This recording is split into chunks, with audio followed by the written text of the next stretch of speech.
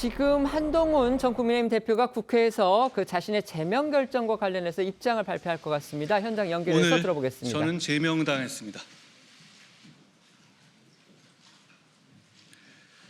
저를 제명할 수는 있어도 국민을 위한 좋은 정치의 열망을 꺾을 수는 없습니다.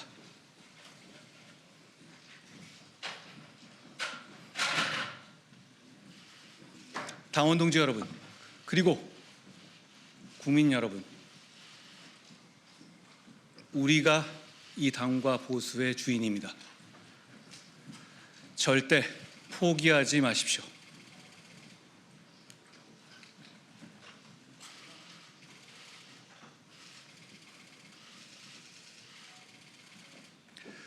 기다려 주십시오.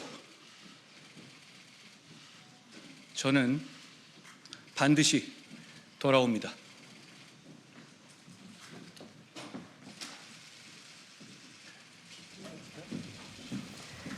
네, 지금 들으신 대로요. 한동훈 전 국민의힘 대표 오늘 오전에 장동혁 대표에 의해서 이제 제명당했습니다. 그러니까 결국 국민의힘에서 쫓겨나게 된 건데요.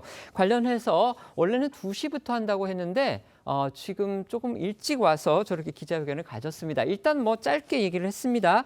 제가 소개를 해드리겠습니다. 지금 본인은 오늘 국민의힘에 의해서 제명을 당했다.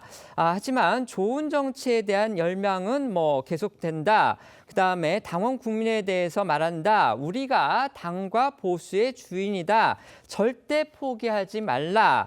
기다려달라. 나는 반드시 돌아온다. 이렇게 얘기를 했습니다. 그러니까 자신의 어떤 향후의 어떤 입장이라든지 대응이라든지 이런 부분에 대해서 구체적으로 온 마이크, 그러니까 마이크에 대고 얘기를 하지는 않았는데요. 아마도 저렇게, 지금 현장 영상인가요? 네네. 지금 기자회견을 갖고 나서 아마 백브리핑을 하는, 그러니까 기자들하고 다시 이제 만나서 질답을 하는 그런 장소로 이동을 하고 있는 것 같고요. 지금 여기가 그 장소인데, 그것도 지금 지나치는 듯이 보입니다. 아마 별도로 기자들과의 임무일답을 갖지 않고 국회를 벗어나는 아마 그런 상황이 아닌가 싶습니다. 다시 한번 지금 이거는 현장 상황이 아닙니까? 네, 죄송합니다. 이거는 자료 화면이었습니다. 한동훈 전 대표 지금 다시 한번 말씀을 드리겠습니다. 원래 오늘 기자회견에서 제명을 당한 부분과 관련해서 앞으로 어떤 식으로 자신이 대응을 할지 뭔가 입장을 좀 밝히지 않을까 그렇게 예상이 됐는데 거기에 대해서는 구체적인 입장을 마이크 앞에서는 얘기를 하지 않았습니다. 다만 좋은 정치에 대한 열망은 계속된다. 사라지지 않는다. 당원과 국민들에게 당부한다. 우리가 당과 보수의 주인이다. 절대 포기하지 말아달라. 기다려달라. 나는 반드시 돌아온다. 이렇게 얘기를 했습니다. 한동훈 전 대표의 그 기자회견 내용과 관련해서 패널들께 질문 드리고 그리고 다음 원고로 넘어가도록 하겠습니다. 한동훈 전 대표 오늘 기자회견에서 자신의 대응 방향에 대해서 뭔가 입장을 밝힐 것으로 그렇게 예측이 됐는데 전혀 얘기를 하지 않았습니다. 그런데 아까 저희 기자들이 이제 말씀을 드렸지만요. 지금 친한동훈계 안에서 나오는 1차 대응 방안으로는 법적인 다툼입니다. 그러니까 법원에 이제 여러 가지 소송이나 가처분 신청을 내겠다는 거고요. 그다음에 그 이후에 더 주목이 되는 거는 정치적으로 어떤 선택을 하느냐 이 부분인데 결국 어쨌든지 간에 선거에 나서서 국민의 심판을 받고 그 결과를 갖고서 반격을 시도하지 않겠느냐 이런 관측들이 나오고 있습니다.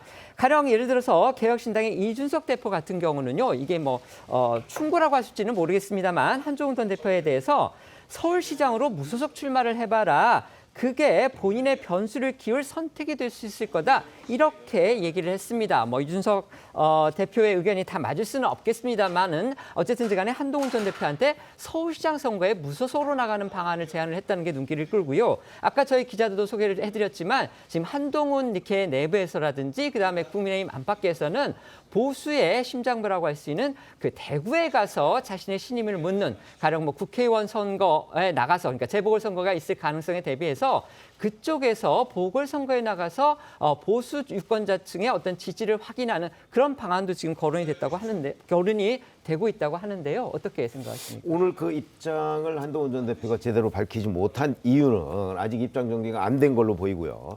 이제 법적인 문제는 뭐 본인이 만약에 제기한다고 해도 과거의 전례에 비춰보면 성공할 가능성이 그렇게 높지는 않습니다. 그러니까 아마 그거는 시간을 좀 버는 차원에서 법적인 문제를 얘기하는 것으로 보이고 궁극적으로는 이제 본인이 어떤 선택을 하느냐는 거죠.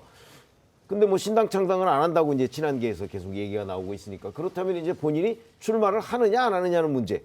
이제 국민의힘으로는 막혀 있으니까 무소속으로 출마를 하느냐 안 하느냐의 문제 외에는 선택의 여지가 없는 것으로 보이는데 글쎄 저희들의 경험으로 보면 뭐 다 여의치가 않습니다. 그렇습니다. 그래서 아마 상당 기간은 지금 저 상태로 있다가 나중에 이제 결정적인 순간에 뭐 출마를 하든가 아니면 아예 지방선거 이후에 지방선거 이후 상황에 대비하거나 뭐 그 둘 중에 하나가 아닌가 싶습니다.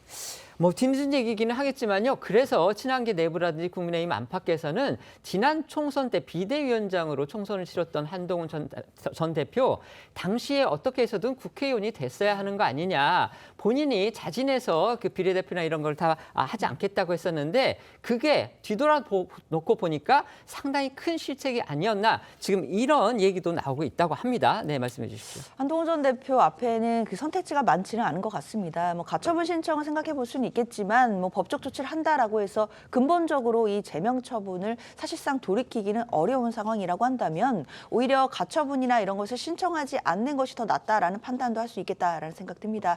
그래서 그냥 제명을 수용함으로써 본인의 어떤 피해자 서사 뭐 이런 부분들을 쌓아 나가는 방식으로 갈 것 같다라는 생각은 들고요. 그리고 지금 한동훈 전 대표가 뭐 기다려달라라고 하면서 반드시 돌아온다라고는 했지만 사실 구체적으로 어떻게 돌아오겠다는 것인지에 대한 이야기는 없고 그런 부분에 대해서는 크게 지금 마땅한 묘수가 없는 것은 아니겠나라는 생각도 듭니다.